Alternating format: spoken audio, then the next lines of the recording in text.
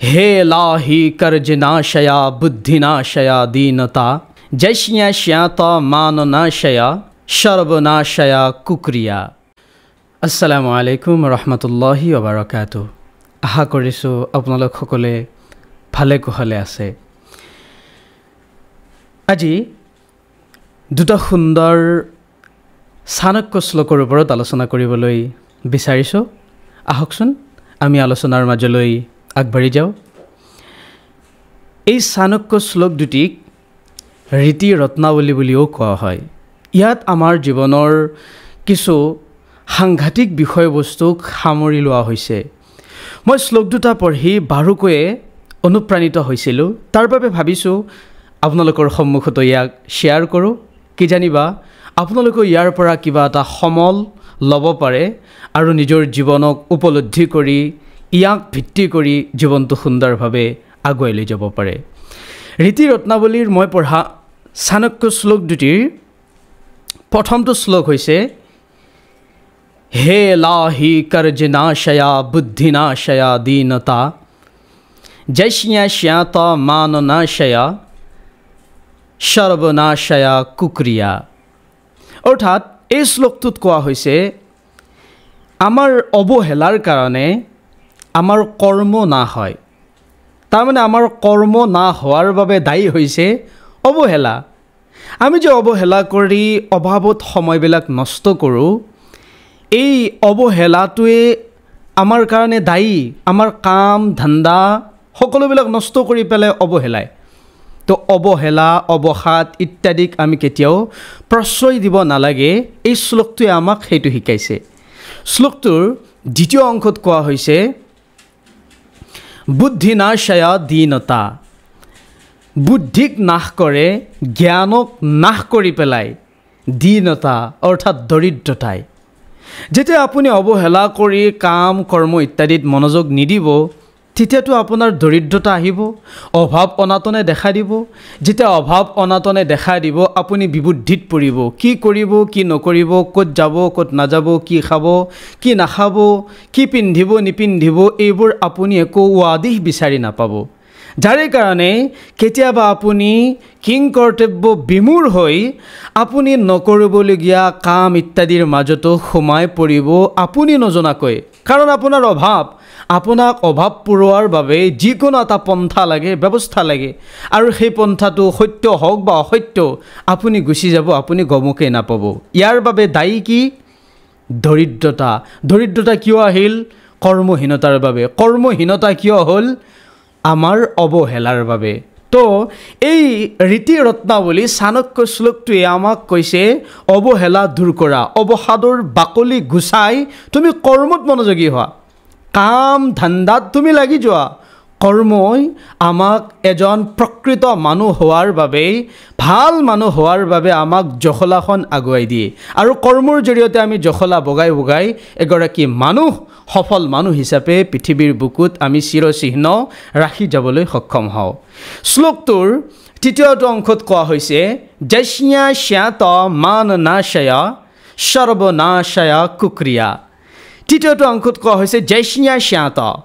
জৈশ্য়া মানে হৈছে ভিক্ষা কৰা, কাৰোবাৰ ওচৰত হাত পতা। কাৰোবাৰ ওচৰত হাত পতা। এজন মানুহে সুস্থ সবলতা হোৱাৰ পিছতো কাৰোবাৰ ওচৰত হাত পতাটো এই শ্লোকটোৰ দৃষ্টিত চৰম নিৰ্লজ্জ আৰু নিন্দাজনক কথা। শ্লোকটোৰ তৃতীয় অংশত কোৱা হৈছে জৈশ্য়া শ্যাত মাননাশয়া সৰ্বনাশয়া কুক্ৰিয়া। জৈশ্য়া মানে হৈছে ভিক্ষা কৰা। এজন সুস্থ সবল মানুহে ভিক্ষা কৰাৰ দ্বাৰা তেওঁৰ কি হয়? মাননাশয়া, তেওঁৰ মান নাশ হয়। তেওঁৰ যিটো ইজ্জত আছিল, সন্মান আছিল, সেইটো নাশ হৈ যায়, সেইটো বৰবাদ হৈ যায়। সাধাৰণভাৱে ভিক্ষাবৃত্তি কৰিবলৈ কোনো নিবিচাৰে, আৰু যিসকলে বিচাৰে তেওঁলোকৰ মান মৰ্যাদা হৈ নাথাকে। যদি আমি ইয়াক আৰু অলপমান সুন্দৰভাৱে বিশ্লেষণ কৰাৰ বাবে আৰু অলপমান আগুৱাই যাওঁ, তেন্তে আমি ইছলামৰ দৃষ্টিৰো দেখিবলৈ পাওঁ। ইছলামৰ দৃষ্টিতো ভাল মানুহ এগৰাকীয়ে, সুস্থ সবল এগৰাকী মানুহে কাৰোবাৰ ওচৰত হাত পতা কাৰ্যটো বৰ নিৰ্লজ্জ এটি কাৰ্য, বৰ নিন্দাজনক জঘন্যতম এটি কাৰ্য।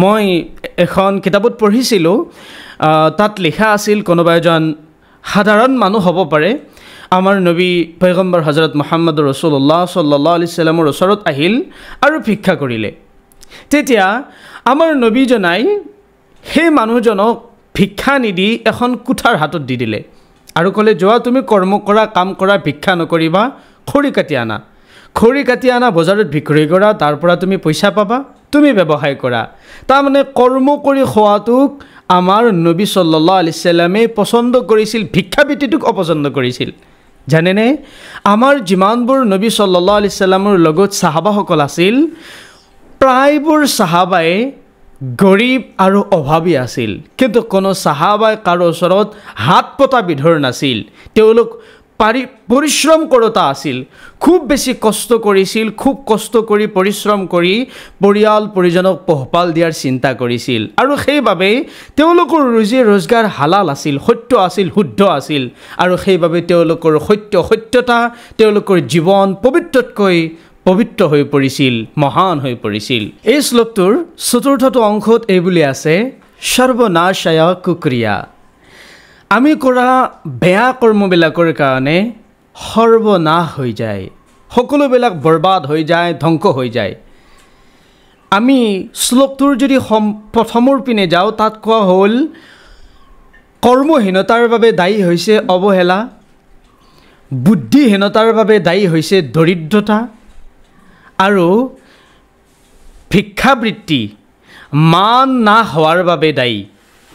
না হোৱাৰ বাবে দায়ী হৈছে ভিক্ষাবৃত্তি আৰু সকলো না হোৱাৰ বাবে দায়ী হৈছে কুক্ৰিয়া কুকৰ্ম কৰা বেয়া কৰ্ম কৰা আমি যিমানবোৰ বেয়া কাম কৰিম বেয়া কৰ্ম কৰিম সিমানে আমাৰ সৰ্বনাশ হ'ব সকলোবিলাক বৰবাদ হৈ যাব ধ্বংস হৈ যাব তাৰে বাবে আমি শ্লোকটোৰ পৰা শিকিব পাৰিছোঁ আমি কৰ্মত মনোযোগী হ'ব লাগে ভিক্ষাবৃত্তি আমি এৰিব লাগে আৰু ভিক্ষাবৃত্তিত জড়িত হ'ব খোজা ভাল সুস্থ সবল মানুহকো আমি কামত নিয়োজিত কৰাৰ চিন্তা কৰিব লাগে তাৰোপৰি আমাৰ জ্ঞান বৃদ্ধি হোৱাৰ বাবে আমি যথোচিত উপযুক্ত ব্যৱস্থা ল'ব লাগে গ্ৰন্থ অধ্যয়ন ইত্যাদিৰ লগত জড়িত হ'ব লাগে ভ্ৰমণ ইত্যাদিত আমি আগুৱাই যাব লাগে ভাল মানুহৰ সংস্ৰৱ ল'ব লাগে অসৎ মানুহৰ সংস্ৰৱ ত্যাগ কৰিব লাগে আৰু নিজেই ভাল কৰ্ম কৰি সমাজত সত্যক প্ৰতিষ্ঠা কৰাৰ বাবে সদায় যত্নৱান হ'ব লাগে